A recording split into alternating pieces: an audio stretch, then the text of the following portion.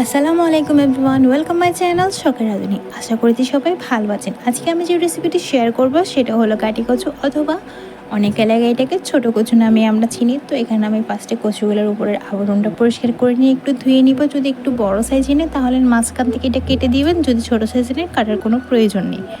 এরপর আমি এখানে সেদ্ধ পানি নিয়ে নিলাম একটা কড়াইয়ের মধ্যে। এর মধ্যে আমি দিয়ে দিলাম লেবুর রসটা দিয়ে দিলাম 1 চামচের সামান্য একটু বেশি। এরপরে দিয়ে দিলাম সামান্য লবণ আর হলুদ। এটা দেওয়ার কারণে দুইটা কাজ হবে। এক হলো গলা ধরার কোনো চান্স থাকবে না, দ্বিতীয়ত হলো যেটা লাম্পস জাতীয় থাকে, মানে একটু রুট জাতীয় যেটা থাকে, ওটাও অনেকটা কমে যাবে। এখানে আমি এবার এগুলো দেওয়ার পরে একটু হালকা একটু সেদ্ধ করে নিব। মানে এখানে আমি 10 মিনিট টোটাল এটাকে সেদ্ধ করে নিব, মানে গরম পানির মধ্যে। 10 মিনিট পরে এটাকে আমি একটা স্টিনারে নিয়ে পানি ঝরানোর জন্য এক পাশে রেখে দিয়ে এবার আমি অন্য একটা কড়াইয়ের মধ্যে দিয়ে দিব তেলটা দেওয়ার পর আমি এখানে ফোড়নের জন্য তেজপাতা, শুকনা মরিচ এবং সুগন্ধি পাতা আর গোটা আস্ত 5 ফোড়ন দিয়ে একটু নাড়াচাড়া করার পরে এখানে আমি চিংড়ি শুটকিটা দিয়ে দিব।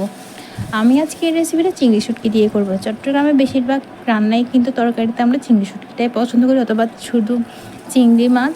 তো এবার আমি এখানে পেঁয়াজ কুচি দিয়ে দিলাম। এটা কিন্তু চিংড়ি মাছ দিয়ে রান্না করলেও অনেক মজা হয়। তো আজকে আমি এখানে শুটকি দিয়ে দেখাচ্ছি আপনাদেরকে। এটা একটু পেঁয়াজটা যখন একটু নরম হয়ে আসবে তখন এখানে আমি কিছু বাটা দিয়ে দিব। রসুন বাটা এবং আদা বাটা দিয়ে দিয়েছিলাম, একটু সরিষা বাটা দিয়ে এবার খুব ভালো করে এটাকে একটু কষিয়ে নেব, যে কাঁচা মশলার গন্ধটা দেখে ওটা চলে যাওয়ার জন্য। এরপর এখানে আমি হলুদ গুঁড়া দিয়ে দিলাম, 2 চামচ মতো মরিচ গুঁড়া দিয়ে দিলাম। এরপর এখানে খুব সামান্য একটু ধনিয়া গুঁড়া দিলাম, দিয়ে এবার খুব ভালো করে মশলাটা কষিয়ে নিব। 2বার করে গরম পানি দিয়ে, অবশ্যই গরম পানি দিয়ে মশলা কষাবার চেষ্টা করবেন, তাহলে রান্নাটা সুন্দর হবে আর ফাস্ট হবে। এরপর আমি এখানে আমার স্বাদ অনুযায়ী লবণ দিয়ে দিলাম। আমার চ্যানেলে যদি আপনি নতুন হয়ে থাকেন তাহলে অবশ্যই আমার চ্যানেলটা সাবস্ক্রাইব করে রাখবেন এবং পাশে থাকা বেল আইকনে ক্লিক করে দিবেন। এবার আমি যখন পানিটা সেদ্ধ হতে শুরু করলো, মানে ঝোলটা, এর মধ্যে আমি এবার ছোটো কচু অথবা গাঠি কচু যে নামে চিনেন ওটা দিয়ে দিব। দিয়ে এবার খুব ভালো করে এটাকে কষাতে হবে। এ পর্যায়ে চুলা রাসটা মিডিয়াম টু লো ফ্লেমের মাঝামাঝি রেখে এটাকে আমি 5 মিনিট মতো জাস্ট এই মশলাটা কষাবো।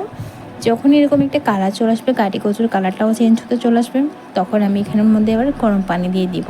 পানিটা এমনভাবে দিতে হবে যাতে গাঠি কচুতে সেদ্ধ হওয়ার পরেও কিছুটা ঝোল থাকে, কারণ এই রেসিপিগুলো একটু ঝোল ঝোলে ভালো লাগে।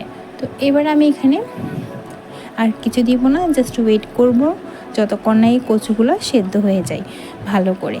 এর মাঝখানে আপনি অবশ্যই লবণটা চেক করে নেবেন। এরপরে আমি এখানে কাঁচামরিচ এবং ধনিয়া পাতা দিয়ে দিচ্ছিলাম। আমার ডেসক্রিপশনে অনেকগুলো মজার রেসিপির লিঙ্ক দেওয়া আছে, অবশ্যই আপনারা চাইলে এই রেসিপিগুলো দেখে আসতে পারেন।